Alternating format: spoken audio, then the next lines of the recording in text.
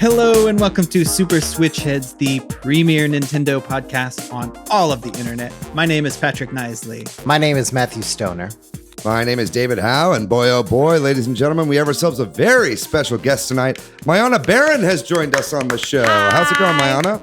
Good. Thank you so much for having me. I love the Switch. It's my favorite system in the whole world. So I'm very happy to talk. Very good. Perfect. Mayanna is here to talk with us about localization.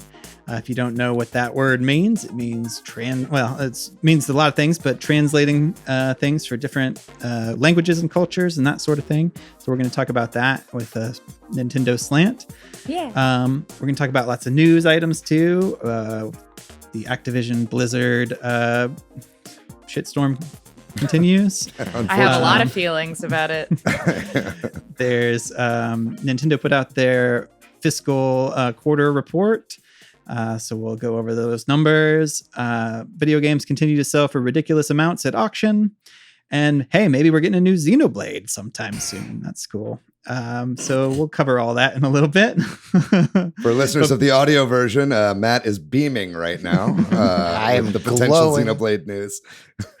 And so before we get into the news and all that stuff, how's everybody doing? How's your week going? Pretty good. Congratulations, Austin, Texas. Stage 5 for COVID. Whoop, whoop. We did it. Yeah. Number one. Yeah. Maybe the only state. Are we the only state in stage 5? I have no idea. All the South is on fire. Arkansas. Mm-hmm. Yeah. It's fucked up out there, man. It's like meet the new COVID, same as the old COVID, but worse. Yeah. I got a test today in Los Angeles. How's it looking? How you looking? I'm feeling great. My live-in partner caught COVID, so we've been dealing with that. Luckily, we were both vaccinated, so it was just the flu type stuff, but it was really wild getting an email that said positive, and I was like, "Wow, no, yeah, that's terrible." I mean, Austin it's going crazy right now. It's like basically now, everybody. I didn't know like almost anybody that had COVID when it first went around, and now it's just like going around all our circles and shit. So it's definitely pretty spooky. Some kind of cool stuff though that I like to see is the theater I do comedy at, Fallout Theater. They're like one of the first businesses here in Austin requiring proof of vaccination to enter. So I'm really proud of them for that, and hopefully that can help a little bit because Fallout Theater is in a basement, does not have good airflow. Oh my God. Say that. Yeah, so if we can keep hard out to be the shut down for so keep long. out the spreaders a little bit, maybe that might be able to help without. But us wear a having to fully mask, shut down. even if you're vaccinated. Oh wear a yeah, mask, yeah, absolutely. We usually save all the COVID fear mongering for the end of the show, but we're starting felt strong poignant. this week. Feels poignant. That's my fault, and I did it, and I brought us here. Well, take us on out, please. Yeah, go get vaccinated. Seriously, what are you doing? What are you doing? We'll move on. Our episode last week was about the awesome game Killer Queen Black. We had an interview with the developer. Check that out if you haven't listened. We got some good shout outs specifically about Killer Queen Black. On the Discord bucket mentioned that it is hard to explain. When I tried to explain that to them, they were like, what? And the Nintendads on Facebook love Liquid Bit 2 and that game. And Matt Hobby on YouTube loved Killer Queen Black, as well as Brad. Thanks, Brad. Hey, what up, Brad? And also on the Discord, just a couple quick shout outs to specific things I talked about. That's why I put them in here.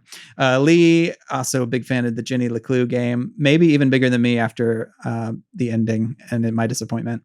And DCD asked me how I felt about Undertale after finishing it. And I think I redeemed the game a little bit on finishing that. Were you having a sour opinion of it prior to finishing it? Yes, I was. No, I love so Undertale. Was DCD and several other people around that same time when I tried to do it. Delightful playing it in 2020 after it died. After the trends died on Tumblr. After the fan base de-rabidized a little bit. I feel safe. I feel safe talking about it now. Yeah. We can shit on it now. It's a fine game. I just don't like the combat. But the combat's some of the best part, man. No thanks. The music's great. The jokes are great. The spider boss, I was stuck on it, so I started my game over to try and save up enough gold that I can buy my way out of having to fight her. Yes, exactly. I'll let you know how it's going. Yeah, we'll check in. We'll check in next week. Well, we love to hear from our listeners, so send us a note, leave a comment or a review. We always appreciate that. Share the podcast. Send us questions. All that kind of wonderful stuff. And subscribe on YouTube. And we will move on to news and rumors for the week. As I mentioned, the Activision Blizzard situation, which was spurred on just quickly, if you don't know, by a lawsuit in California that alleges a lot of terrible practices related to sexual harassment and various other discrimination issues. And their response has been, I don't know, not great at first. And now a lot of people have kind of either quit or stepped down from specific roles, like the president of the whole shebang, I think, is stepped down. And one of the heads of HR stepped down. And a lady who is their CCO has stepped down from some sort of internal women's network group that they run there. Gotcha. Which obviously wasn't, doing Probably a great job. Doing the greatest of jobs. Yeah, exactly. I mean, J. Allen Brack, who stepped down, he hasn't been in place as the president of Blizzard. I think it's the Blizzard portion of Activision Blizzard, if I'm not mistaken. He hasn't been in place for super long, but since he's been there, it's just been kind of fuck up after fuck up on lots of scales. Obviously this is a huge issue and he should have stepped down for this. I'm glad he did. But, he was also, there throughout the entirety of the whole Hearthstone debacle, banning the player for saying free Tibet or whatever it was that he said. I forgot what he said. Was it the Liberate China? It was Hong Kong. It was Hong Kong. Free Hong Kong. Mm-hmm. And so, excuse me, there's just so many Chinese controversies. It's hard to keep track.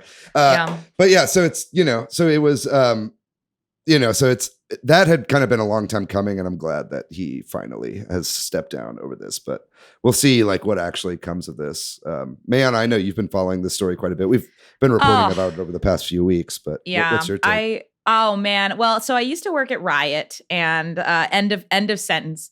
But there was somebody who I worked with who was coming out of the Blizzard layoffs because a bunch of the gaming studios obviously opened their doors after that situation. And just based off of how that was handled, from what I heard of that person's experiences of how that layoff was handled, I'm not surprised at how they're handling this as well. I just think I think something happens where some of these game studios that have been around for decade plus, like Riot, Rockstar had their reckoning, Naughty Dog a bit, and Blizzard as well. I think it's just, we need to reevaluate sort of, if you're the old guard and things were permissible, even if they weren't acceptable, but they were permissible as a culture, I think you have to clean house and reevaluate and rebuild, or as we've seen with a couple different designers or developers, they just go off and make their own studios. And my hope is that they will then take new cultures and practices and build a new, better business structure from scratch. That doesn't always happen either. I think the thing that we need to remember is that these structures are in place by individuals, and individuals obviously have their own reasonings for protecting certain structures, either for their own self-preservation, for loyalty to certain friends. So everybody has different motivations and reasons for why they need to uphold certain structures. But in the bright light of day, hey, this needs to change, y'all, because one of two things is going to happen. Y'all are going to unionize, and then it's going to be very hard to continue to be, Wild West rock stars of this industry, and there will be very, very hard, firm rules set in place, or we have to regulate ourselves. And so far, doesn't look like we're super great at doing that one. So unionize the gaming industry, maybe, guys. Yeah. I mean, that's obviously a very large task. 100%. An enormous industry, but it's there's been more talk about unionization in the past week throughout, not only at Activision Blizzard, but throughout the entire gaming industry. That's been so heartening to see finally, because it's been, years of talking about crunch and all this like terrible stuff. It's like, it's a shame that it takes something like this in order to really get that conversation rolling. But I hope that a lot of the movement right now like does lead towards that. And to those who start smaller independent studios, like take the things that did not work, do not do them again. Like do not uphold power structures that enable people to treat their people poorly. And hopefully that'll help. And also hire more women, hire more trans people, hire more people of color. All of those things. Mm-hmm. Moving on to our next news item, then there's a lawsuit that's been going on in Japan for several years between Nintendo and a developer called, I don't know how you say this, Colpol is how I'm going to say it. Yeah, Colpl. That's a tough one, man. Yeah. And it just news came out just this week that there is a settlement that is taking place of $30 million roughly between these two companies. That Colpol's going to pay Nintendo that much. This is like a patent lawsuit, which I don't really know a whole lot about it exactly, but I'm not a big proponent of patent lawsuits, so I'm not on Nintendo's side here. But it sounds like they have a patent related to the DS wrist strap, which had the little control stick nub thing. The DS? Yes. Yeah, this is an old one. Yeah. That was like the strap where you wrap around your thumb and you use it to like that thing. Control the bottom screen. Yeah. So it was like a little tiny stylus that you place on your thumb. Yeah, it was a stylus for your thumb. I remember that. So apparently they have, some sort of tech from this other company used in its mobile games. It's really stupid. I actually don't quite understand this because what they're suing over specifically is the patent that's being infringed is the idea of using a thumbstick on a touchscreen. Yeah, and so it's like having, 99% of games that have a thumbstick on phones use this technology. You know what I mean? Mm-hmm. And so I'm confused as to why Nintendo has singled out this particular company over every other company that's making mobile games with the thumbstick layout. If it's similar to trademark stuff, from what I understand, for certain trademarks, you have to sue if a trademark's being infringed. So I wonder if for patents, it's like they had to, maybe? I don't know. I'm also wondering if it's because they're a Japanese developer and because they can sue them in Japan and Japanese patent, that sort of thing. Specifically Japan. Yeah, that kind of makes sense. Yeah, I barely know how the legal system works over here. I can't even imagine. Well, Patrick is a paralegal, or used to be anyway. Used to be. So I don't know anything about Japanese law, though, other than pretending Patrick to be an expert on this is a Japanese paralegal, actually. Have you played Ace Attorney? You're halfway there. Speaking of localization, that's the choices they made there are definitely interesting. Oh, yeah. Anyway, that's a whole nother topic. Mario Golf. We've all been kind of waiting for this Mario Golf Super Rush to get an update or to get news about the updates. They promised there would be updates. Well, they kind of dropped it same day. They said on August 5th, hey, we're going to put out our first update. We got Toadette as a new character, New Donk City Course, which they had already kind of hinted at and shown off. And then they added a ranked mode, which is good. That should have been there. And also said there's improved motion controls, which I tried out and didn't notice any difference. But how do y'all feel about this? Anybody check out the update? I'm a big Toadette stan. So anytime Toadette's a good character is playable, I'm very happy. Nice. Yeah, I did not try this out. What were your thoughts, Patrick? Did you play the new course? I've only played a few holes on it so far. I know several other people have played it all. It's a little bit of a strange course.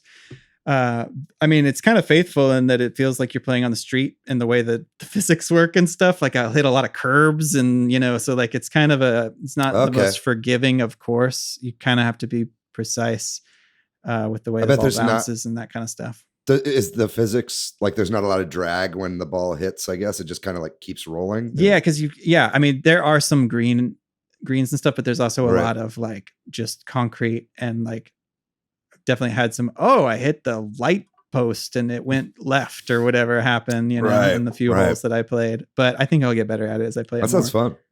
And like I said, I only played a few holes, so I don't know if the motion controls are better, but I tested them out. And Toadette's great. It's good to see. You knew she was coming too because she was a big part of the story mode. But oh dang, yeah, there's like models and names for all these characters that are certainly going to be DLC characters. You can tell what's coming. Not to take us too far down the path of like questioning Nintendo's motives or their DLC strategy, but I think this release, along with the Pokemon Snap DLC that came out, it's starting me to question like, what is Nintendo doing with their DLC strategy? Like, are they releasing finished games, or are they completing like 90% of the game and then releasing the 10% as DLC? That's a great call out. And I think the frustrating part is it's inconsistent because we have like great releases like Xenoblade, which has great DLC and then sometimes complete standalone games as like a cheaper version, but it's still like a prequel, like Torna. Then we have situations like Super Rush, and worst case we always talk about is Mario Party. But honestly, I know we're a Nintendo podcast, but I'm starting to get like really skeptical about what Nintendo is doing with their DLC and what's acceptable to them, especially games developed by third parties. Yeah. There's a lot to unpack here, and we should probably actually even do that in an episode sometime. Yeah, we've talked about doing that as its own whole episode before. Yeah, and I'd still like to. It's a great time to do it with all this because both. Also, what's odd to me is they released on the same day. Like, everybody talks about how Nintendo has all these projects they finish and they sit on to release when it's right, but then they also sometimes seem to have these sort of weird, rush of a bunch of games and then dry periods. And if they really are sitting on, it's probably hard to coordinate all that. But anyway, also like they said, there's going to be updates for Super Rush, right? But they didn't say there's going to be for Pokemon Snap. And also this just felt like ranked mode should have been there. That's one character. I guess that's it's great, but it just didn't feel like it's like a breadcrumb. It's like, speaking to the Pokemon Snap though, because I booted it up the other day and there was all this new content and stuff. And I will say as a consumer, I felt pretty good about that because I was like, oh, nice. Like I haven't played this game in a while. I was like, oh, maybe I'll just like check on it for 5 minutes. And then I ended up playing it for a little while because I was like, oh, there's like new stuff to look at and whatnot. So it does kind of feel like a little more reward for your like bang for your buck. But it was also kind of like this. Was this just like not done on time? And they were like, which is a fair reason to do it, in my opinion. But also, I hear you there. Or like the worst case scenario is like Nintendo knows that it's not going to be done on time, or that it is, and they specifically are targeting persons like you, Mayanna, of like, let's get that buyer who bought the game back into the game by strategically releasing it later. So a couple months after when it's like the hype has died down. Right. Yeah. I think it's funny that we're talking about it right now because like, it's definitely something that Nintendo's been doing a lot more recently, but it's also like both of these updates are pretty decently sized updates, like especially the Pokemon Snap one, like that, like you said, Patrick, they didn't say they were going to do that. And this just added like a ton of Pokemon, and it added like, one of the whole areas is like very nostalgic to the N64 version. It's almost like remaking the whole waterfall stage or at least has elements of that stage in it. So that's really cool. And like, and I don't think that it's necessarily bad. It's just like, it's something that I think that the whole industry, I think, and especially Nintendo would do a lot better to be more transparent about what it is going forward. And then also like, because the point that you were making, Matt, was like,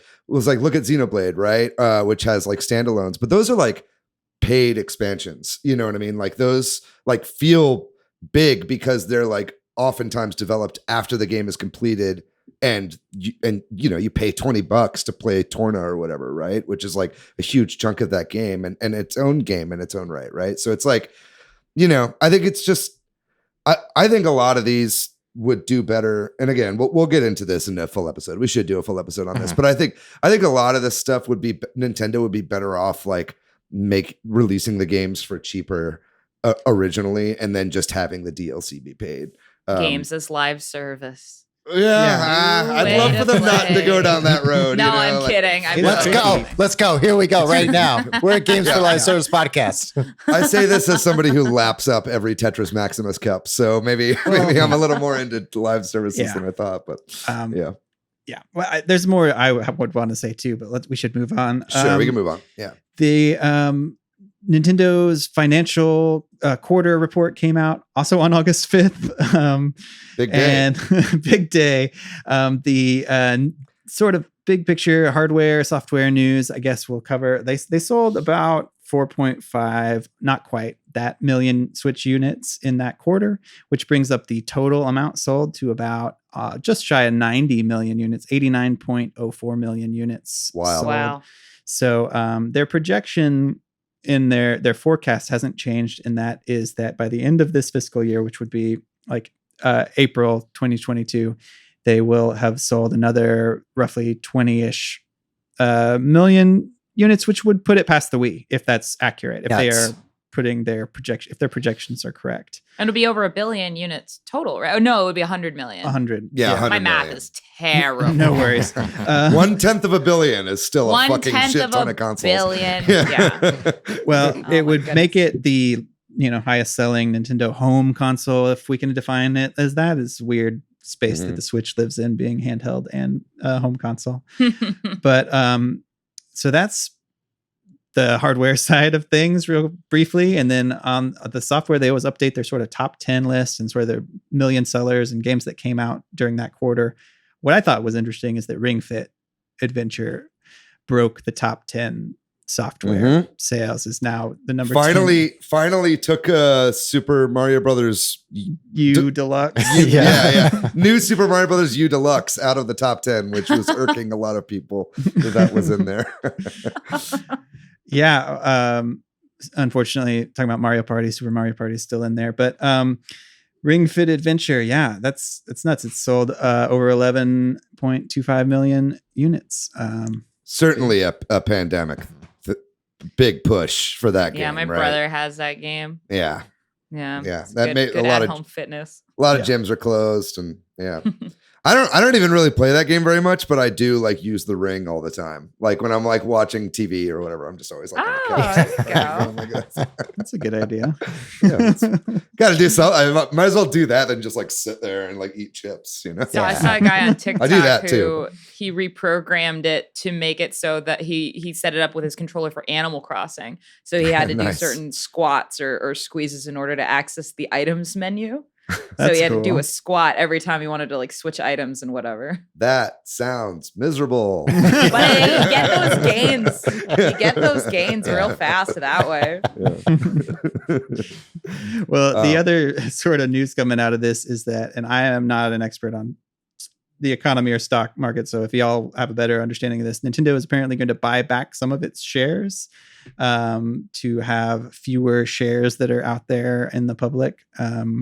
Owned by the public. So apparently I guess we should mention that also their numbers for the first time in a while, I think, went down year on year. Like, because if you think back to this particular quarter of 2020, it's Animal Crossing. Speaking of Animal Crossing, was a big sales driver. So it's not like they're doing poorly, but they, I guess year on year, it's a little bit of a downward trend, but that seems unfair to compare it to that almost. Everything I'm hearing right now too is that now is the time to buy Nintendo stock. By the way, it's a little bit low. There's like a bit of a slump, so it's like, especially if they, in the coming years do some sort of revision, or they, Breath of the Wild 2, like it's a smash hit. Like now's a pretty good time to buy. However, we are not a don't listen to us. We're not a Robin Hood podcast. We do not know what the fuck we're talking about. What we're saying is Nintendo's going to the moon. Hold.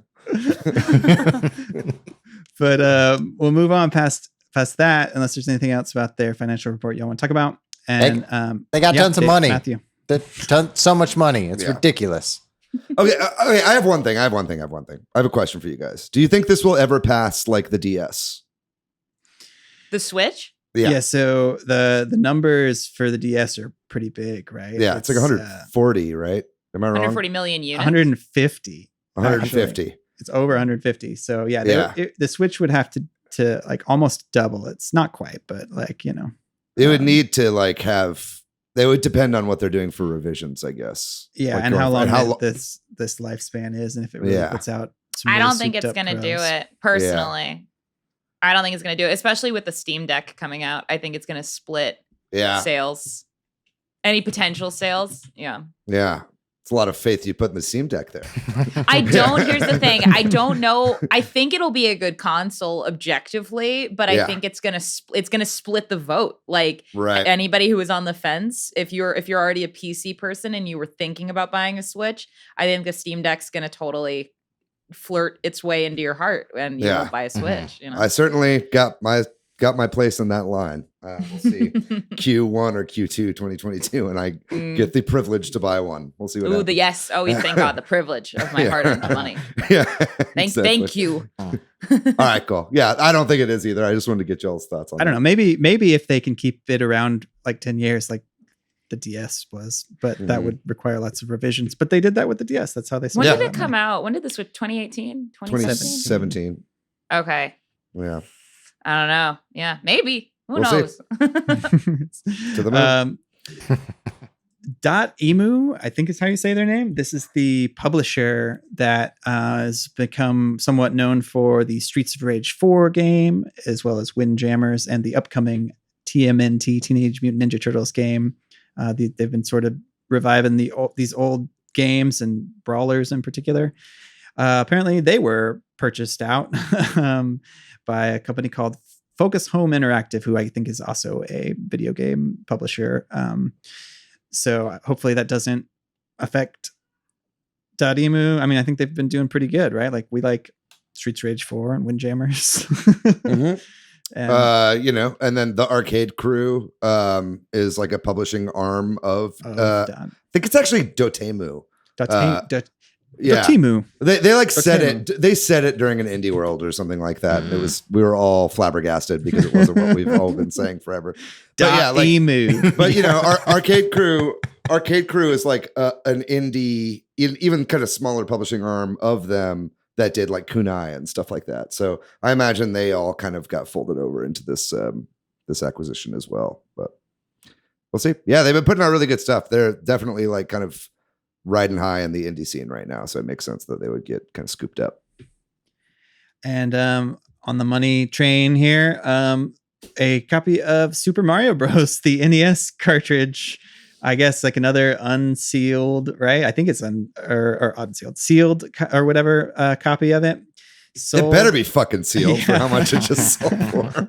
Sold for like $2 million at an auction. So no, so much money. Why? Why is a good question. Okay, so eagle-eyed listeners of the podcast will remember that a couple weeks ago, when we were talking about the Legend of Zelda cart that sold for like 1.5 million or whatever it was, and then Super Mario 64. Mario 64, yeah, but they both happened the same week. So right. Yeah, it was like 800,000 and then 1.5 million.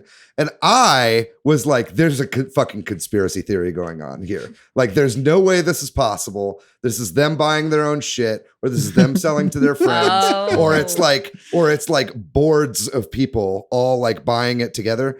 And I've been listening to other podcasts on this exact topic and listening to other people who actually know what they're talking about, talk about this. And everybody is now saying the same thing, that this is like clear market manipulation. Publicity? Yeah. Or it's like, there are websites.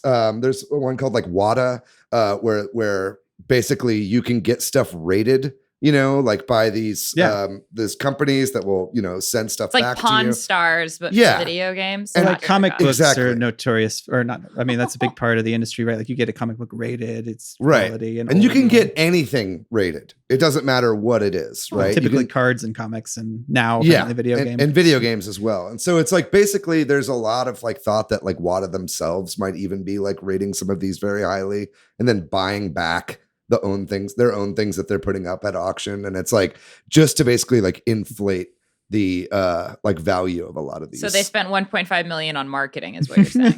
Essentially, or it goes back to themselves or whatever, right? Yeah. Some serious for 2021. But I mean, this happens on This happens on eBay a lot too. You know, it's like people will put their own shit up and then make a different account, pay themselves, and then basically be like, oh, well, this just sold for this amount, so I can sell it for this much or whatever. So I really think that's what's going on here. I think it's fucking bullshit. Would you consider that insider trading? Yes. Insider Pokemon trading.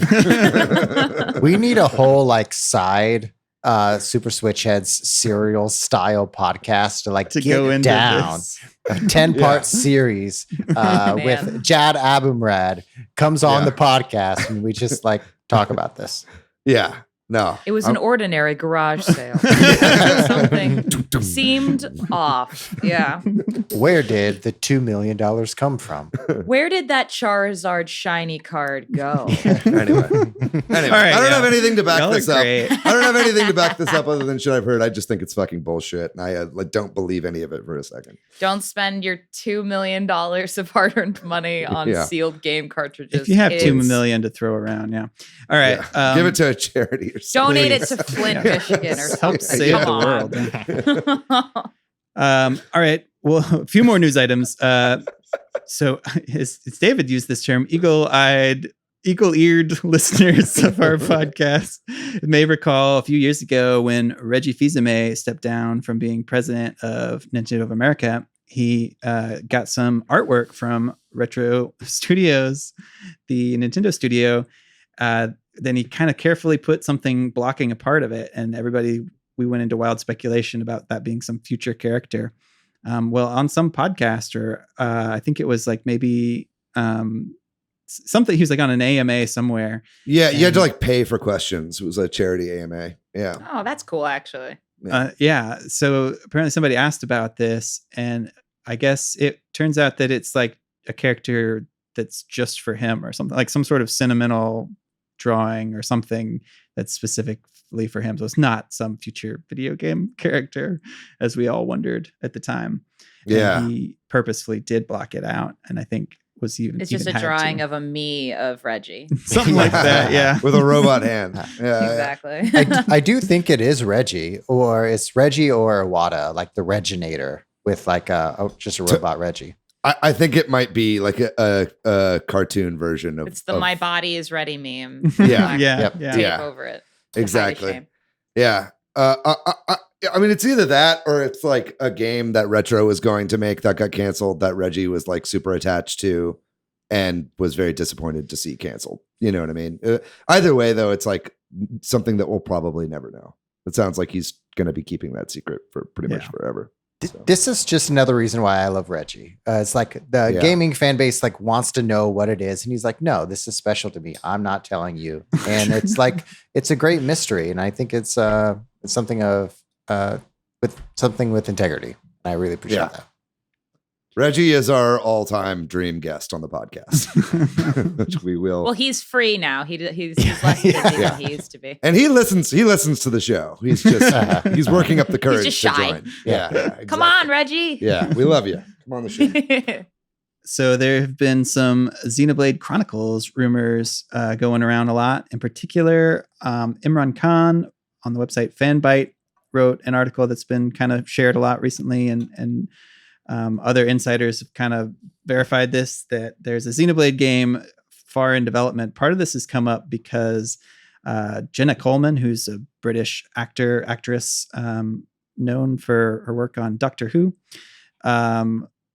apparently it does the voice for a character or characters in the Xenoblade series, and some small YouTube channel she was on did an interview with her, and this was like months ago, but it's just finally people are realizing this. Where she casually mentioned that there is another game, and it's like, maybe I'm not supposed to say that, I don't know, or something like that. Yeah, and it's just now making the rounds. Yeah. And then I guess other insiders who have knowledge, like Imran Khan and Nate the Hate, are like, yep, we've heard rumors of this game being really close to done. So it sounds like this game actually might be coming out sometime late this year or next year. If there is. What do you think about this as our resident Xenoblade expert, Matthew? Do you think this is true? Are you excited? Thumbs up. 2 thumbs up. Let's go. Xenoblade podcast. This is cool. Yeah, she's the voice of Melia from Xenoblade Chronicles, or definitive edition, depending on the version you played. But like Melia, I can't think of the race that she's in, but they live a long time. So the rumor is that Melia might appear in Chronicles 3 or whatever Xenoblade game appears. Is that character in Future Connected? Yeah. Yeah. There you go. Future Connected like that was the bonus content from Definitive Edition. Yeah, that was kind of them, kind of teasing out what the future might be of the series, right? Yep. Yeah, so that's cool. Yeah, I do think it's funny. I just think it's hilarious. This story and the next story are just people slipping things that they shouldn't be saying. And like, man, even that's what you really got to do as a small YouTube channel, man. Get Jenna Coleman on your show. Or get Jenna Coleman, yeah. Yeah, exactly. No, but that's exciting. I mean, I know that there's been talks about Yoshinori, that's his name, right? Mitsuda, the composer. He did Chrono Trigger and Chrono Cross. He does a lot of work on the Xenoblade series as well. Like, he's been talking about how he's been recording with like a big orchestra and all this kind of stuff. And so that's already been kind of talked about and rumored that that's probably for a new Xenoblade project. And so, yeah, this just kind of adds fuel to the fire. Good time to be a Xenoblade fan, Matt. Let's go. Look at you. About time. Well, let's end our news with this last one that David hinted at is another voice actor possibly revealing their part in a project. We already know about this one, though, the Super Mario Brothers movie. I don't know this comedian. I guess he's a stand-up comedian, Sebastian Maniscalco. That's how I'm going to say it. Maniscalco. Yeah. Indicated that they played in another interview, right? Just kind of let it slip up another podcast or online thing. The Bert Kreischer podcast. I think that's how you pronounce his name. He kind of sucks, but it was on his podcast. Said that he's playing Spike, the Mario Brothers boss. And I guess people who know more than me, I guess in Wrecking Crew, there was a Foreman Spike, the old game Wrecking Crew.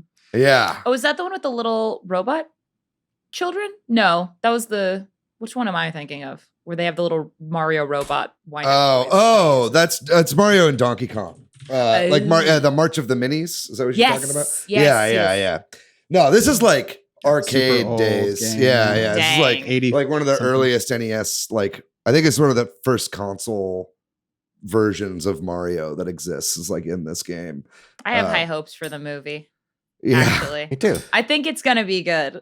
Yeah, we'll see. It was really funny. I went on the podcast and like scrolled to the point where it was to see if they talked about it anymore, and they really don't.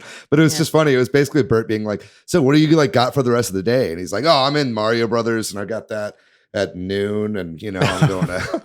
He's like, "I got that at 12, and I'm going to be voicing Spike. It's like their boss or whatever." And then just like totally drop it, and then like all the comments in the YouTube podcast are just like, "What? Being like, what the fuck, man?" So that's really funny. Because if Mario's in Wrecking Crew, and we got Foreman, what's his name? Foreman Spike. Foreman Spike. Then we might get a Donkey Kong. Yeah. Donkey Kong connection. That's some of the speculation, right? Who knows? After I saw this, yeah.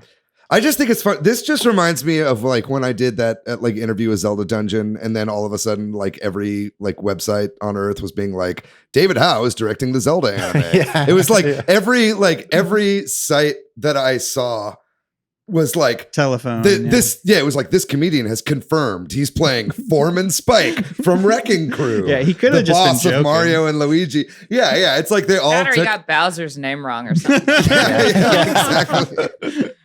That spiky guy, he got spikes on him. Yeah, it's like he could be anybody named this character. It could be a code name character because they don't want shit to get out, So it's like, it's just everybody's been taking this as gospel, and I definitely think it's been funny to watch the news. You ever heard of Internet Historian? YouTube channel? Yeah, like when he talked about No Man's Sky, where it's like a developer or just somebody will say something in passing of like, yeah, we've got customization options, like full customization. Yeah. Like, if they don't have it, you boycott their exactly studio or whatever.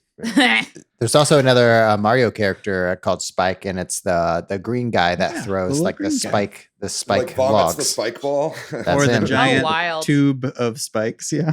I bet he's playing that guy. Yeah. Well, when I saw that spike at first, that's what I thought. It was like, okay. Yeah, me too. Anyway, that does it for all our news and rumors for the week. And we're going to take a short break. And when we come back, we're going to be talking with Mayanna all about localization. Woohoo!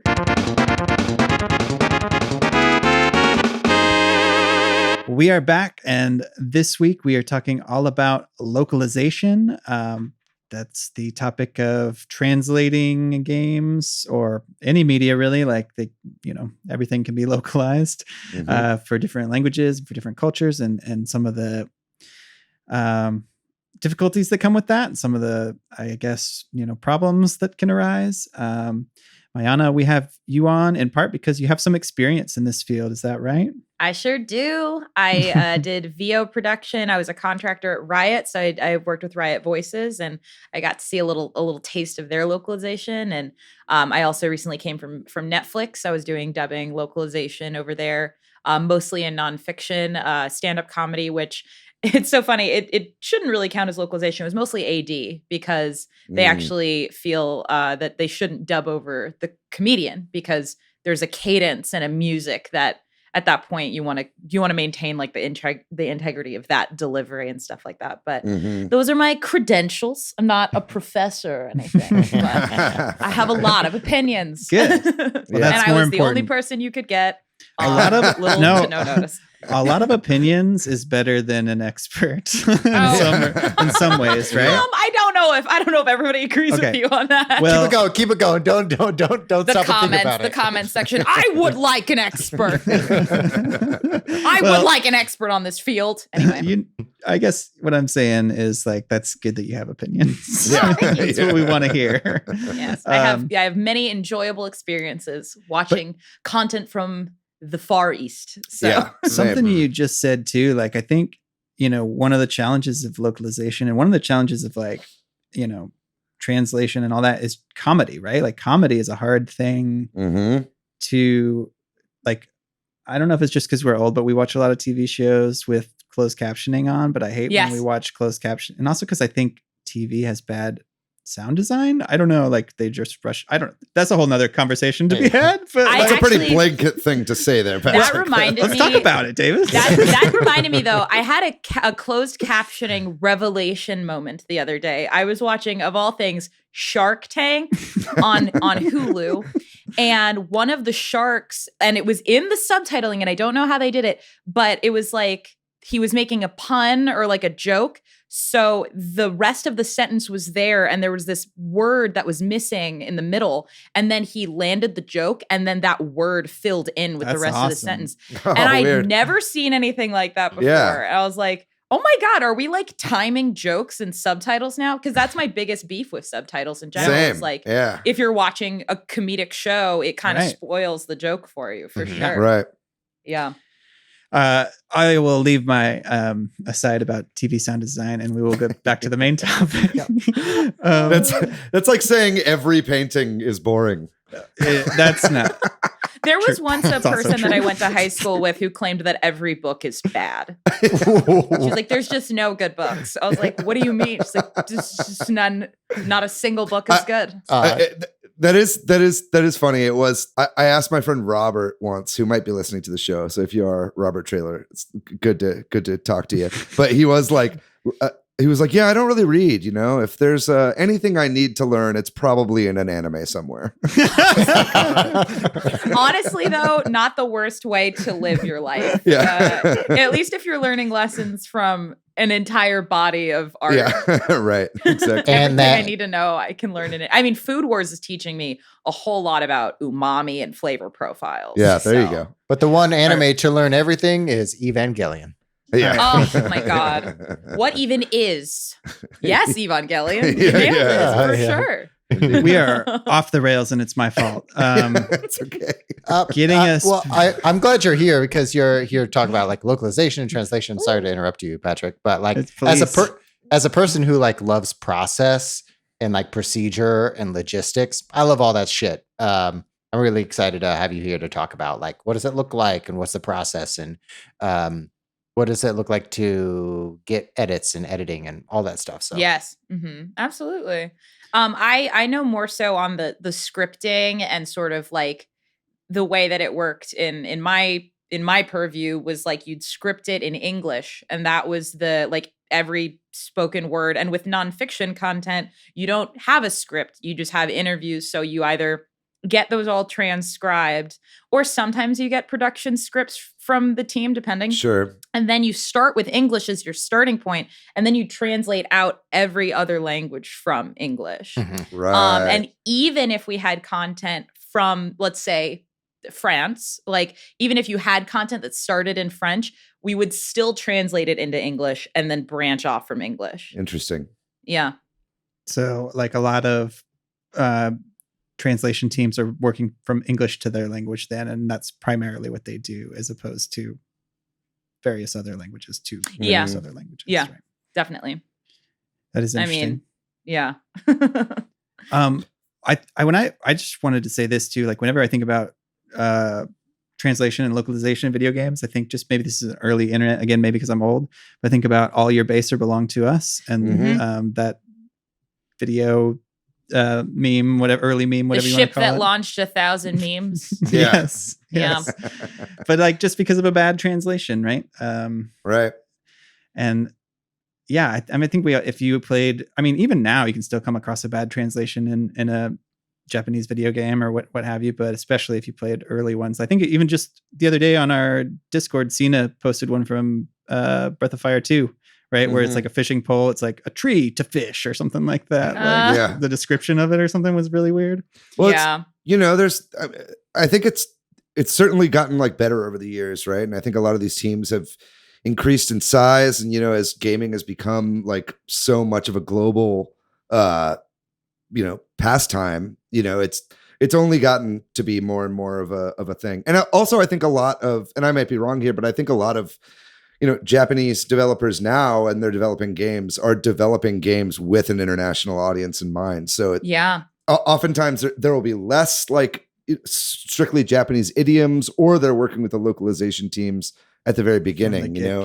You can kind of see that even with games like the new the new Paper Mario game. Yes. Like there's tons of like English American idiom puns like throughout that. And it's like, you have to know that they had like one script for the Japanese audience, one script for the English audience, and then just kind of picked and chose depending on, or picked and chose, depending on what the audience is going to be for those games. So, and also the pivot towards global launching of games, where it's a worldwide release at the same time, where that's kind of a flex, because it means that they had a lot of their work done way in advance, like lots of pre-pro and lots of alignment globally across all their different offices and stuff, which is very impressive. Yeah. And it's becoming more normal, right? Or more 100%. expected too. Yeah. I know Persona 5, I was kind of mad at them when it was like, it was released in Japan, like a full, not 6 months before the English, or was it? It was like a while before. Yeah, it was. I'm playing through Persona 5 right now. I was going to bring up that game because it's like so much just about Japanese culture. That must have been a crazy endeavor to translate that game. God. Yeah. Before we get into like specific details, can you define the difference between localization and translation? Ooh.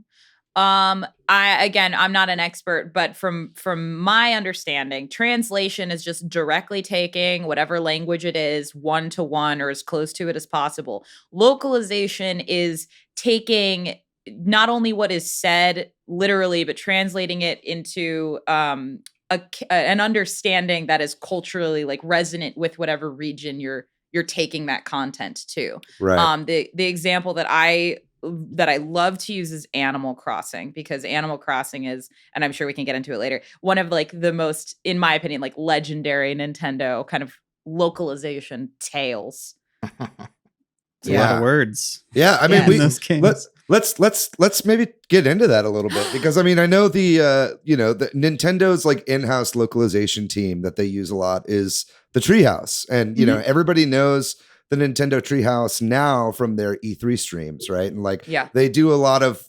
the Treehouse basically started as a localization team and has since become sort of this quasi social media arm. Sort of. Yeah. It's and like its own thing.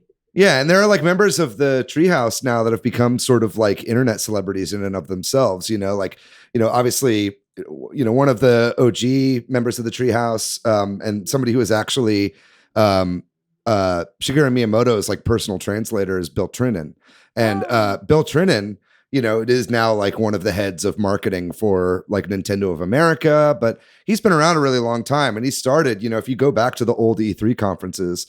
And you see, when they still had like live conferences and stuff like that, Miyamoto would come out and he would always have Bill Trinan at his side to just translate him live, right? And so it's like, Bill has become like a household name in Nintendo fan circles. And then also, you've got all these different people that are now known because of their presentational stuff. But I know that one of the biggest undertakings that they had was Animal Crossing. Can you shed any light on any stories that you know about that? Yes. So if you're looking for a fun deep dive, Izzy is on YouTube. She's, I believe she's Australian. She did a very big historical video, but I've heard this story a couple different times, like Did You Know Gaming back in the day. But basically the original Animal Crossing was on the N64 in Japan. Right. And it was, developed as like a much more like small, reflective. The developer had moved to a new town and he was taking all of these experiences and wanted to make a game that captured the feeling of being in a hometown where all your neighbors, because he was adjusting to being away from his family and all of his friends. And it was, it was like modestly successful on the N64. And then when the GameCube came out, they were like, oh, we've got to port some stuff. We got to just like build up this profile. Let's take this game and localize it in English on the GameCube. So the GameCube version we know is the N64 version in Japan. Right. Like Animal Forest, right? That's Animal Forest, I believe is what it was called. And then what happened was the localization for the GameCube version of Animal Crossing was so beloved and successful that I believe like Nintendo Japan requested they bring it back into Japanese. Like, well, let's see what they did. And they re-released Animal Crossing with the English localization into Japanese, I think on the N64 again or something like that. Right. But it was like Animal Forest Plus. It was like this bonus content version, and everybody just like loved it. I think from what I understand, they just like they took all the interactions and they made them like even more specific, and the characterization was really rich, and everybody just felt very endeared with these characters. So then moving forward with all of their releases, the localization piece of Animal Crossing became just like a massive consideration because the game started to generate like more of a cross-regional resonance. And then with this most recent one, New Horizons, one of the writers or developers was on Twitter talking about it's like, now you have to think of a joke that makes sense in every country. Like, so it was like sea bass, thank God it wasn't a C-. Like for whatever reason, that one, like everybody knows what C- is. So like, yep, checks, good. It was like the string fish, guitar fish. It was like, everyone knows what a guitar is. Yeah, that makes sense. That checks out. It's a lot of work. Both thinking about it from that way or not thinking about it, right? Like either end. Well, while we're talking about the Treehouse too, like I wanted to bring up like, I don't know the exact history of the Treehouse, but my understanding is that the term at least kind of came from Donkey Kong Country. But like a lot of Nintendo or early Nintendo games didn't get localized like prior to that, like the 80s and 90s games. Yeah. And sometimes when they did, there was censorship or changes. Like we're talking about what's the difference between translation and localization. It's like censoring things for American sensibilities is I have a lot of opinions about that. An old thing that seems to have stopped or has changed quite a bit, maybe for various reasons, but Nintendo doesn't seem to do that as much anymore, if at all. The worst offender for me wasn't a game developer. It was 4Kids, because 4Kids had a lot of the anime for like Saturday morning cartoon anime. So they had like Pokemon for a while. They had Tokyo Mew Mew. They had all these things.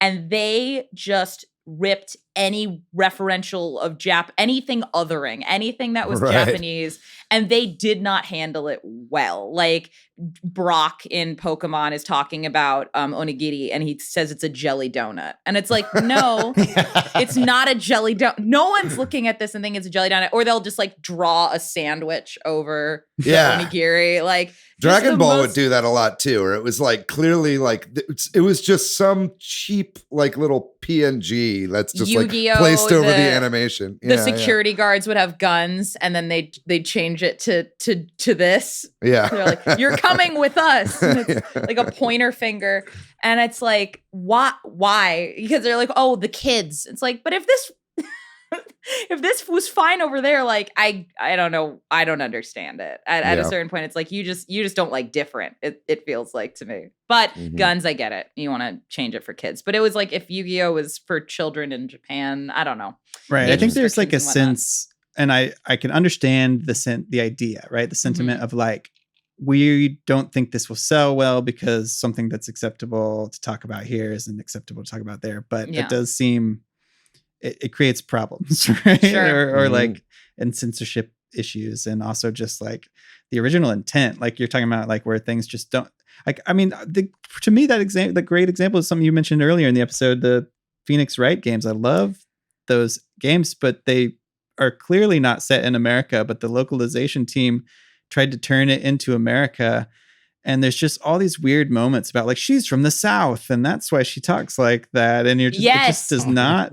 It doesn't jive, and like the legal system doesn't make any sense as an American legal system. Well, paralegal. I'm sure you're like, hold on. I'm watching Food Wars. There's a girl there's Megami who's from the country, but it's like the country of Japan, which is not the same thing as the country in America. But there's this weird convention now with anime where it's like anybody from the country, they speak in a Southern accent, and it's like that I don't think that's how it would go over there. The only one I'll defend is Osaka in Azumanga Daioh, because I feel like they did try to make her sound, in the manga she's supposed to be from like New Jersey, like it's like a New Jersey accent almost, but then they change it to Southern when they did the anime dub. It's I don't know. That's kind of part of the reason that I actually really want to play the new Ace Attorney Chronicles game, is because like, this was never localized until now. This is the first time this game. They have all the learnings.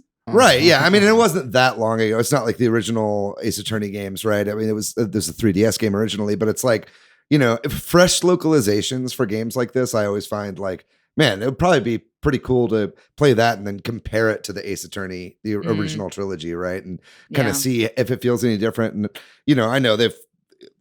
I know there's even stuff with like Herlock Sholmes or whatever of that character, which is like very westernized like version of that character in the game. Because I think in Japan he's just Sherlock Holmes, and they're like, well, we can't do that in English because he's free IP or whatever. I thought he was out of the IP. Apparently, I don't know. Apparently, it's still. I think it's still under the family of the writer of Sherlock Holmes. Interesting. I'm not remembering the name right now. Because The Great Gatsby's out of IP jail. Conan Doyle. Yeah. Either way, we don't need to go on that for too long. We don't have to go into that. Because we've been talking about lots of stuff sort of in different places, but there's a lot of interesting things here. Like I also kind of wonder sometimes about like the choices, because I know this is something you kind of worked with at Netflix, like the difference between choosing to do voice acting in different languages versus doing just text translation or that kind of thing. Obviously, if you decide to go voice acting, you might not be able to do it in every language and those sort of decisions. 100%. I mean, you look at something like Apex or League or any of these games where you have global champion launches, and I think League is localized in 14 languages for VO, and I think Apex, I think it's at least 9, but it might be 14. Like, you try to hit all the big regions, right? But when it comes to creating a character for a big MOBA like that, you're not only writing, again, if localization is a consideration for a global game, which it definitely is now, when you're writing each line for your character, it's a consideration. When you're casting for VO, it's a consideration. When you're even like figuring out what kind of, when I worked on League, it was like pillars like the pillars of your champion, and they need to be clear, clean, and concise. Of like, I'll think of like Buzz Lightyear just as a totally whatever example, like strong, bold, masculine, right? So you're like, okay, those are our voice or character pillars. Now we have to go match that in 14 plus languages. And then when you get into something like ethnic alignment for casting, if you have a character who is of color, like Loba, that is another additional consideration, or Somber, anybody like that. Like, so we have this person of color. They're going to be making these cultural references. How do we make sure that that resonates not only in the country of origin where the character is from, but across Japan, Italy, Canada, everywhere? It's very, very complex work. Yeah. Yeah. You mentioned like, League of Legends, they want to aim for 14 or 15. Like what, I've seen this in reference to some like, localization studio, like I don't know what the word is. That's what they do for indie games or whatever, an indie game can hire this company that localizes in these languages, and that like it makes me kind of curious. What are the top languages that, some of them are obvious, but I wonder, like, for video games, you may or may not know, but this may just be a rhetorical question of like Chinese, Japanese, French, Italian, German, Polish, Korean. I think those are like Spanish, Latam, and Castilian, because that's different. Right. And then, but not Portuguese. Like it's Portuguese, interesting to me. Brazilian, and then Portuguese. Yeah. It's sort of like, if you have the money to play with Portuguese, but because the thing you're trying to hit is for the cost that it's going to take to do this. Sure. How many players are you touching with this work, right? Well, Nintendo only just recently, for the first time, started translating into Brazilian Portuguese. Yeah. Like that was something that had been a huge blind spot for them for a long time. And I think there was actually like there were like multiple like fan petitions in order, like from Brazil rather, to get them on there. And I think just recently this year, was one of the first games that they've actually had translated, which is really nice. That's great. But, yeah, it's tough because you look at your margins, right? And then you look at where the core, like high volume amount of players are, because you want to prioritize hitting the most, concentrated number of people. But at the same time, regardless of if there's, 1 million players in China, do you discount? It's like, okay, we're going to spend a certain amount of money. We only have a certain amount of money to budget for this. We have to hit China. It's like, now we have to divvy up whatever's left for Latam Spanish, Castilian Spanish, like whatever region is coming in smaller, but still intensely loving your game, and that's where you have to make some really tough decisions. And I would imagine, not being an expert on this too, but you think, oh, it's not just translating or localizing, it's also there's programming involved in this, right? Like every time you add a new language, you have to have QA test it and make sure that new language doesn't create bugs or whatever. So oh my god, yeah it's a lot. And like, I mean, I don't even know, it's somebody explained to me once, like, in order to patch a game for a console, there's a fee associated every time you need to patch a game. Whereas for PC, that fee doesn't necessarily exist because like the licensing or publishing is different. So if you add a new character to a console only game and you add it in 17 languages and it's like all of that, it's a huge investment for people to make this accessible to people. Yeah, we were talking about some of that last week with Adam from Liquid Bit on I mean, not in terms of localization, but just like, just the headache and craziness that goes into pushing out updates for multiple platforms. And then you add on top of that all the different languages that you're doing everything in, and then all the different areas of the game that it would be affecting. Yeah, it sounds like it's a lot on the back end. No kidding. And like from what I understand, text-based localization, like that's easier at this point from what I understand, because you're just replacing text, I think. And again, I'm not an expert on this, but yeah, when it comes to audio engineering and everything else that goes into that afterward, it's a monster. Mm-hmm. Well, is there any other, specific questions or localization thoughts or examples anybody wants to reference? Pokemon I think has had we should definitely talk about Pokemon. Yeah, for sure. Definitely like I noticed it with X and Y. I think that was when they kind of were like, we're putting full all gas, no brakes into the localization of these games moving forward, because it had like topical jokes and references. And I remember playing it in college and being like, it felt like a game that was made by or written or translated or whatever it was, like by people my age, people who had a finger on the pulse of pop culture, specifically in the region where I was based, which was America. And I was thoroughly impressed by that. And I remember Twitter was like going crazy. And then Pokemon Sun and Moon, they kind of carried that forward.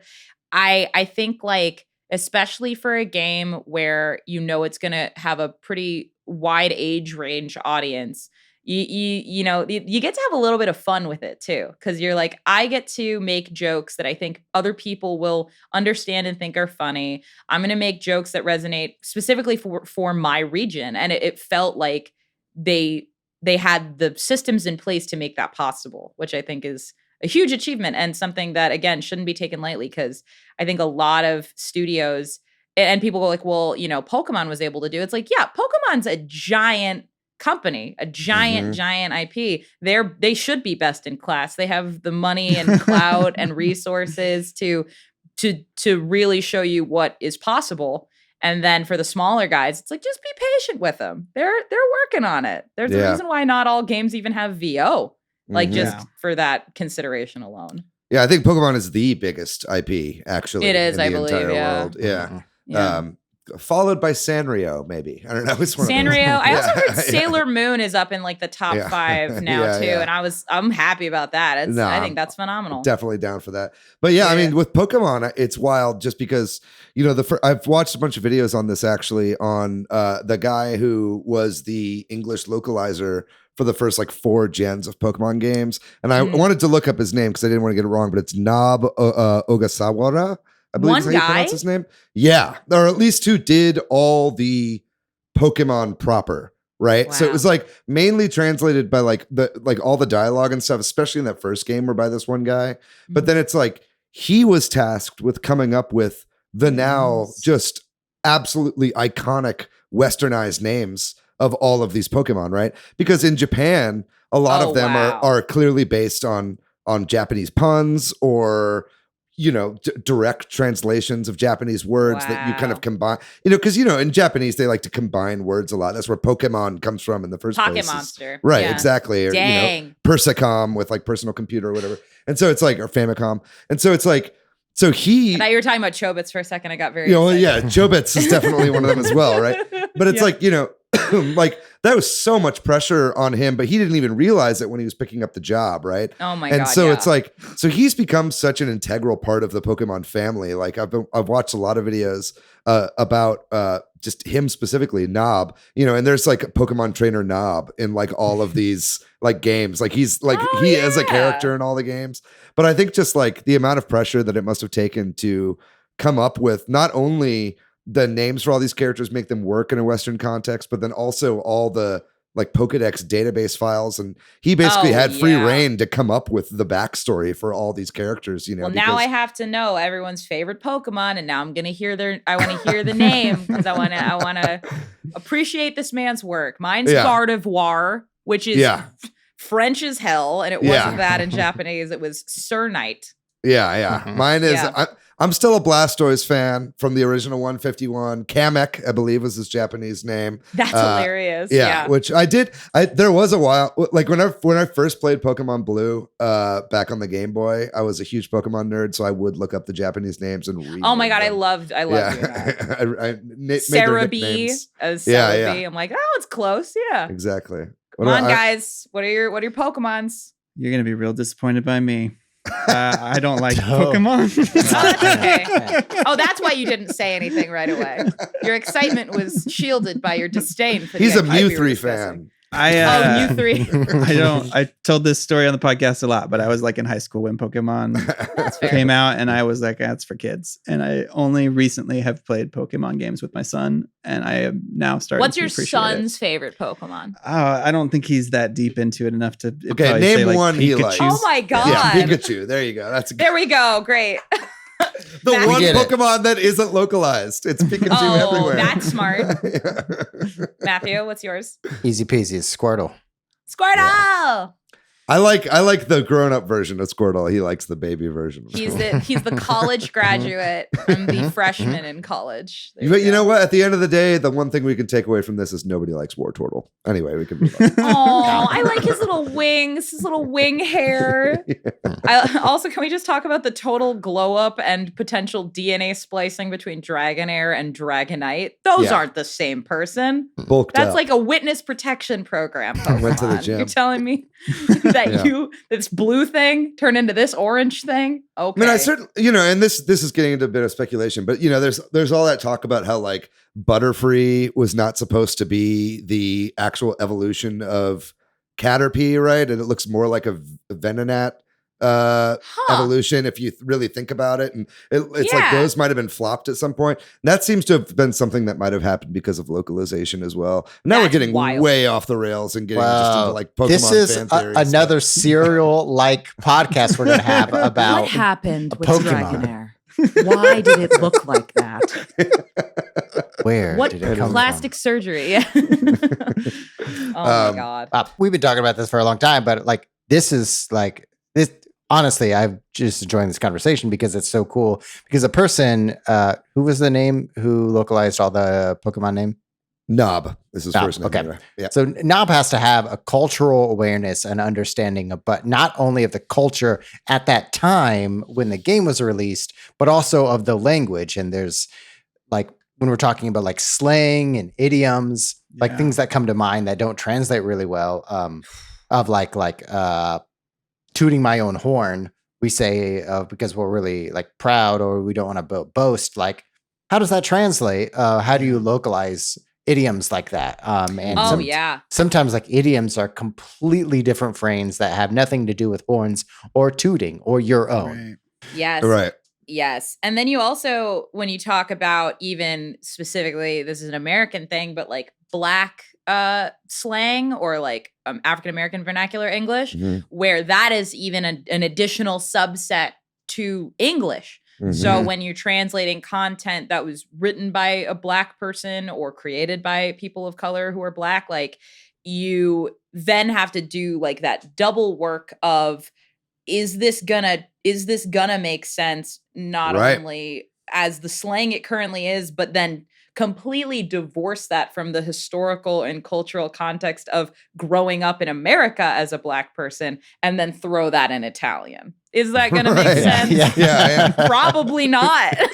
Well, the same thing too, you could be said from like African-American characters or Black characters like from a Japanese game. So like, Barrett in Final Fantasy VII or something like that,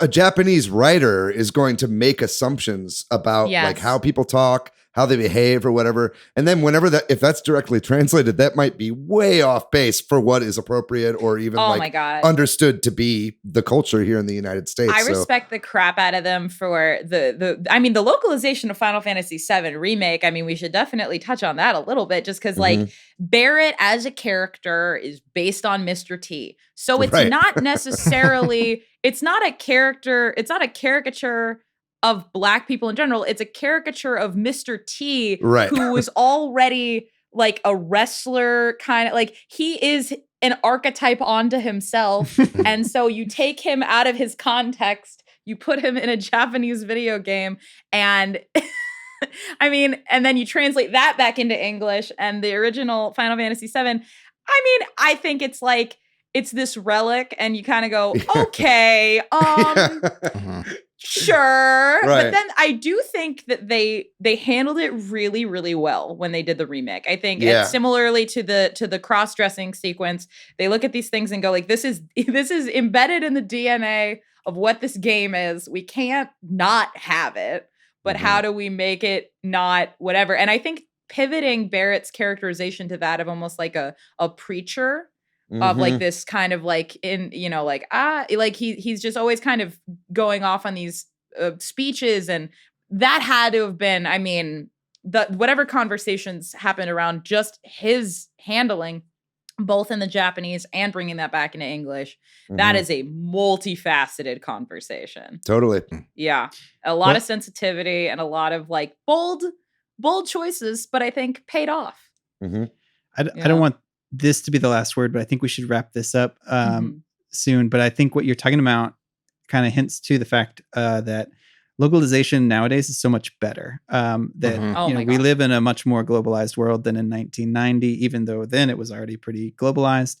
And especially these big companies like Nintendo or Square Enix that have the money and the time and the thoughtfulness to think about some of those things and from the get-go. Like David, you mentioned the Origami King, the Paper Mario game. I think that's just such a great example of how good localization is in Nintendo's games now versus, going and playing, I don't know, Earthbound or something like that, might not feel the same. You might not feel the same way. I don't know. I think, it's like the beautiful thing about localization as a process, especially when it comes to game design, is that it is the truly, in a lot of ways, the most human aspect of the approach you have to take to the game that you're making, because there you can't data your way, you can't code your way out of this phrase just doesn't make sense for people who speak English. Like it's the most human problem I feel like you could have as a writer, as a developer. It's like how do I reach these kids? It's like how do I make this game resonant for somebody who was born in a completely different place from me? It's a very beautiful, I think, a very beautiful consideration when people make art. Yeah, no, I agree. And I think that, and that's, maybe we can like look forward slightly as we're wrapping this up too, because it's like, we're in a time right now where we're seeing a lot of games that were never localized get localized for the first time. Like for instance, if we want to look at last year, amongst the whole process of murdering Mario and removing all that stuff, they also had for a brief, like 2 or 3 months, the original Fire Emblem for NES was given a brand new localization and released on the eShop, and then unfortunately untimely pulled.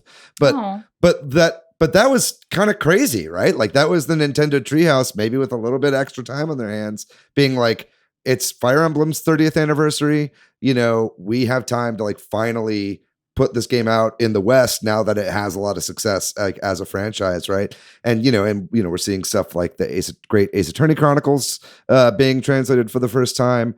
And so I think that now is a really great time to go back and do a lot of these games that never got their time in the sun, or that maybe have fan translations as well. That's something we didn't really talk about in this discussion at all. Mother 3. I think, Mother 3 has an incredible fan translation that works really, really well, and has been updated over the years too. And that is just people who love a thing wanting people to play a thing. That's and they make their own like calls on like, where are we going to, because there's some stuff that's kind of culturally, to a modern audience, a little culturally insensitive, that's in the original Mother 3. And so like some of the updates that have come out from the fans translation like address stuff like that, and I think that and I might be wrong here, but I think it's maybe some of the Ys games, or maybe some of there's one JRPG series that like recently the developers actually hired the fans who did the fan translation to bring them on as the in-house localization department. And it's I love that. Oh. And I really hope we see more of that,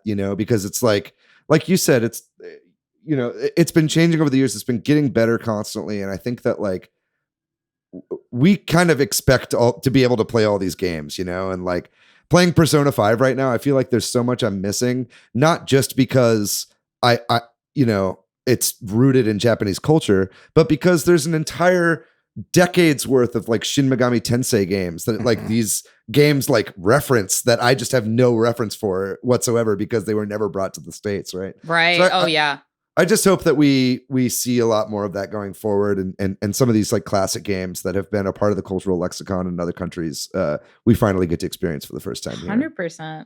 Yeah. Yay. Yeah. I mean, localization, it's fun. It's cool. It's provides the opportunity to the writer to like really flesh out their character to have proper representation, like gender representation, sexuality representation. I mean, there's an article about, I have it in the show notes about like Isla from Chrono Trigger, whether she is like bisexual, and based on the Japanese translation versus the American translation, how she talks about who she likes and how the words that she uses in Japan is that she likes people, but in the US translation, it's like she likes Chrono and she thinks he's strong. And interesting. Birdo's trans in Japanese. Right. Yeah, that's true. Yeah, and like Poison in Final Fight is also trans. And like these, we're not talking about just like the words, the localization of the words, but we're also talking about localization of the character and what that could mean and what the creator of that character really wanted.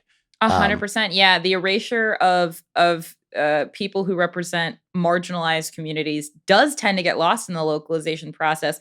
And I think the defense a lot of people have is like, oh, well, it's for kids. And no. Yeah. No. Right. Mm-hmm. Well, that's just changing culturally within the US at a rapid clip, you 100%. Know? And so it's like now is the time to get some real good translations on the table. Oh my God. Yes. Yeah. Okay, well, unless there's anything else, I think that's a good place for us to end with some of the future hopes there. So we're going to take another real short break, and when we come back, we're going to talk about all the video games that we've been playing recently. So while we're talking about Xenoblade earlier in the show, Matthew, I've been playing more Xenoblade Chronicles 2. I came back to that game and I've been playing it again, but I just am terrible at this game. I got to get better somehow. I actually need to talk to you, Matthew, outside of the podcast. How many hours into the game are you, Patrick? 40 something, 50 something.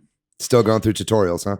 Well, still not very good at it. That's for sure. I think any boss fight like just kind of breaks me, but other than that, though, I've been playing a lot of Skyward Sword HD. Me and my son have been gotten really into it. So I am about 25-ish hours into that. I'm really looking forward to. It's funny because we've talked about this many times, but when I played it on the Wii, I stopped very early on the first time you fight Girahim. I just couldn't beat them, or I just kind of gave up, and I beat them the first attempt on this one, and I was like, what was my problem? Like, I don't know, am I a better gamer now, or like, or was it just I think there's like a fundamental thing that because I also just did the first fight there, and it's like I think that's the whole idea of like holding it in one direction and psyching them out to like block in that direction and then coming from the other side. Like that took me a second to like remember that whole aspect of the motion controls, right? It's because it's not just the direction you swing, it's also the direction you like prep your sword before you swing, Yeah, that's really important to remember when you're fighting the electric enemies. This is now a Skyward Sword HD advice podcast. Yeah, absolutely. No, but I'm really into it, and it's been really fun to play with my kid because he's gotten really into it. He's like solving the puzzles and stuff, and we're having a lot of fun. So enrichment. That's what I've been playing. I'll go next. I've been started playing Chrono Trigger. So I usually play it every couple of years, so I picked it up. Goddamn, this game's so good. Just right at the top. Oh yeah, just so good every time. Which version are you playing? I downloaded both the iOS version and PC versions. So right now I'm playing iOS. Is Isla bisexual in that one? I haven't gotten there yet, so I'll let you know. You should play the DS version. I hear that's the ultimate version of the game. I don't know. So some people would disagree with you. Some people think the Steam version is the better version. And yet you still play it on the phone, huh? Well, I have my phone on me all the time. So that's fair. That's fair. It's really the convenience. Where are you going? You're in your house. I make phone calls on my Switch, so that's why I keep it with me. I'm going to my couch to play Chrono Trigger. That's what I'm doing. So on top of that game, I started playing Returnal on PS5. Very nice. I think I like roguelikes now. Dude, roguelikes have always been good. I've been trying to tell you this for years. Well, it's worked. Bullying works. I played Fire Emblem, and now I like roguelikes, all because of this podcast. And Returnal is great sound design. I am really impressed by just all of the sound and all the graphics, much and all the gameplay. Better than TV. yeah. I'm sorry, Matthew. I'm stealing your moment to make jokes. Listen, I do sound design for TV, Pat. I know. It's offensive to me. Yeah. Masters sucks. Castlevania sucks. This audio sound is terrible. David and TV. Fix it, David. Fix it. It's I didn't do the final mixes. I didn't do the final mixes. I'm just kidding. Editor of all TV sound design. Yeah. That's right. I run the sound design union for television. Are you directing all of the sound design now? I can confirm that he's directing all the sound design now. For all of Netflix. For all of it, yeah. Including the reality stuff. Podcast leak. You heard it here first. Yeah, exactly. This is how you blow up a YouTube channel, baby. Let's go. Matthew, I took us way off. What was anything else on... I'm sorry. Yeah, anything else you've been playing? You should be sorry. Please apologize to me. No, it's thank you. No, Returnal's fun. And I like it. David, what have you been playing? That's it. Great. Yeah. That was it, Patrick. We're fine. All right, I'll talk about the games I've been playing. Yes, so I've been playing, what have I been playing? A lot of on my Switch, a lot of fun puzzle games, like always. I did pick up the Picross Genesis and Master System edition, which is great. I love playing Picross. I love this game because you get fun pixel art, and it's always pixel art, but now it's pixel art from games, so that's fun. And the music is from Outrun, and so it's fun to do Picross puzzles to the Outrun music.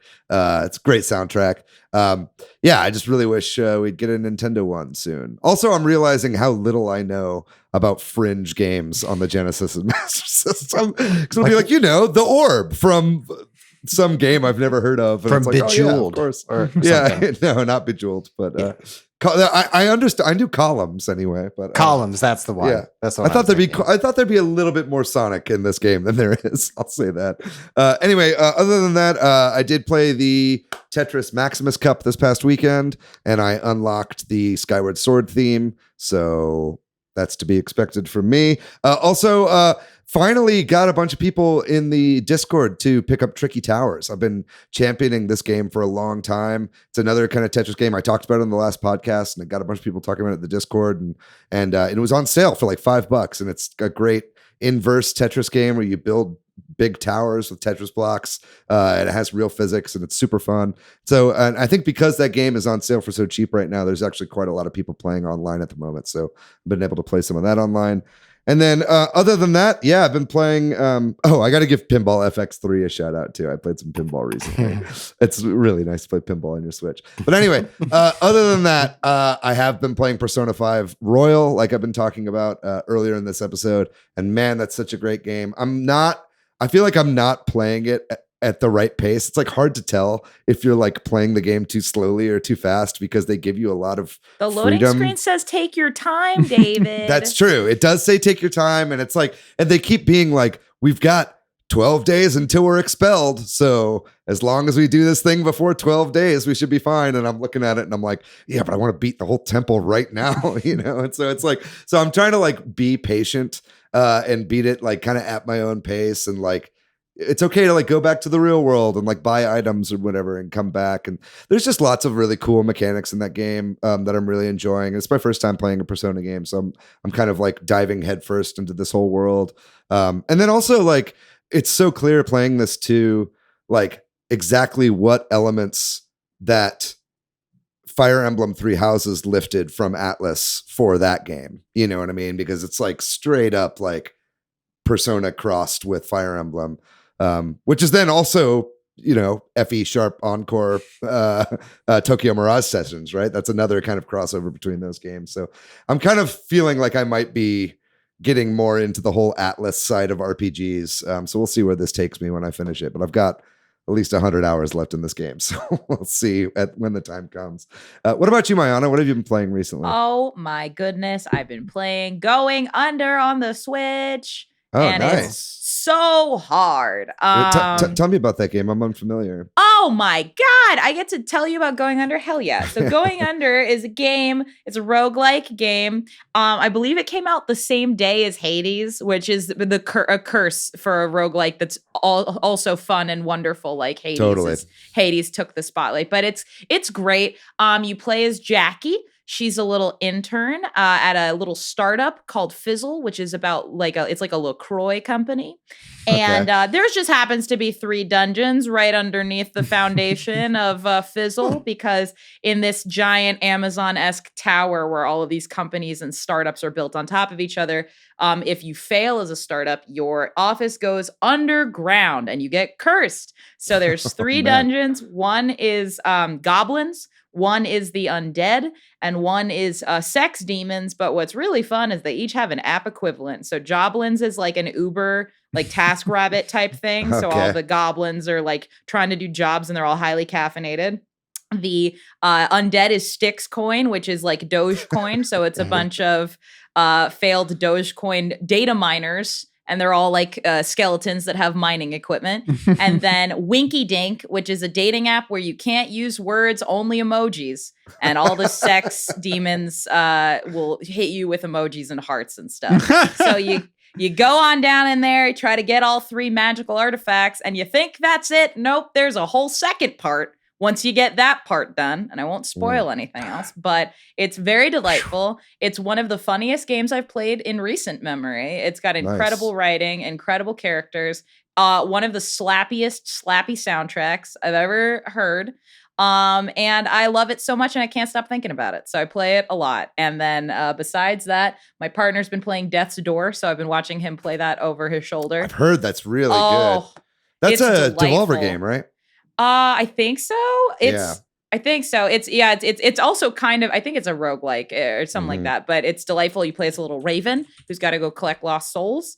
And then I've also been playing the new Pokemon Snap because now you can shrink and now the Caterpies are big. So I'm happy. Is what I'm saying. We're finally in the Minish Cap portion of. Oh my God! Pokemon Yes, yes. And I have been playing Skyward Sword HD. I'm not a big fan of the hold a trigger and right stick to camera move. We all hate that motion control. Yeah. Really bothers me. Should be the other way around. It stresses me out a lot, but I haven't done the motion controls yet. I probably should just play it that way. They're a lot more intuitive to me than holding the button down for the right stick. It's almost like the game was designed that way. Or something. It really, I know it was, and I'm like, I understand that you made it for the Wii, but like, could I just play it on my KK Switch controller, please? Could I just do that? But I understand that they made it for a different system than it's for now. Going back to Going Under, it's on Game Pass.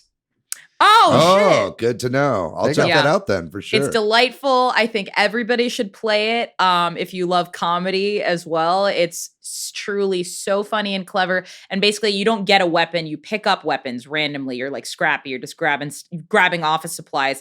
My favorite one is a highlighter sword.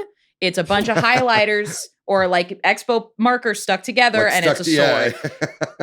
You can't beat that, dude. You can't beat writing that good. If I don't like comedy, but I love startups, would you recommend this game? I mean, if you love laughing at failed startups and the culture of Seattle, if you love making fun of Seattle and their silly ways, it's delightful. I think we can all relate to that. Absolutely lovely. It's very like millennial humor, but like from the perspectives of people who've clearly worked at a startup company before and didn't care for it. Yeah, love it. Yeah. Oh, it's phenomenal. Everybody should play it. It's 10 out of 10 for me. Well, then that just about does it for this episode. Thank you so much, Mayanna, for coming on and speaking with us about Thank Localization. you so much for having me. I had so much fun. Y'all are lovely. Yay. Thanks to MilkyWay.co, who does our website. Thanks to Corduroy, who does our music. If you're looking for me, Patrick, online, I am PDYX. Hey, I'm Matthew on Twitter, MATHYOU. I'm pretty much everywhere on the internet at Monolith Fiji. And what about you, Mayanna? Where can people find you online? I'm Mayanna Berrin on pretty much everything because I don't know what's good for me. It hasn't hurt me yet. But yeah, I'm Mayanna on Instagram, Mayanna Berrin, BE Mayanna on Twitter. And those are basically the only 2 places you can find me because I don't dwell much on the internet anymore. Yeah, it's a wild, wacky world out there. We're all trying to wade our way through it. If you'd like to find our show on social media, folks, we are at Switch Headz on Twitter, at Super Switch Headz on Instagram and Facebook. And then, of course, join our Discord community. It's such a great community, such a wonderful, non-toxic group of lovely gamers that are always down to talk about pretty much anything. It's always active, but not overwhelming. So join that one, and then our Facebook group as well. Another fantastic community. And do the memes flow like wine there, ladies and gentlemen. You got to join up. Other than that, folks, thanks so much for joining us on this episode about localization. Big topic, but I think we covered most of the bases there and had a really good time doing it. We'll be sure to have you on again, Mayanna. That was a total blast. Yeah, we'll be sure to do that. And also, I just want to say thanks for all the birthday wishes to everybody on the Discord over the past week. That was really kind of everybody. I got my birthday present, which was Picross S, Sega Genesis, and Master System Edition on the Nintendo Switch. That's all I needed, really. We're going to be back next week. We got a fantastic episode for you guys coming up. I hope you guys stick around. And like we bloviated about at the top of the show, get the fucking shot, guys. If you haven't yet, get vaccinated. We're in total meltdown mode right now. We want to be able to. We were doing so good. We were opening up. We were living our lives mask free and having fun. But now we got to be careful again, and we just need you guys to do your part. So if you haven't done it yet, please consider doing so. We'd love you for it. And otherwise, we'll see you guys next week. We love you very much. Bye-bye.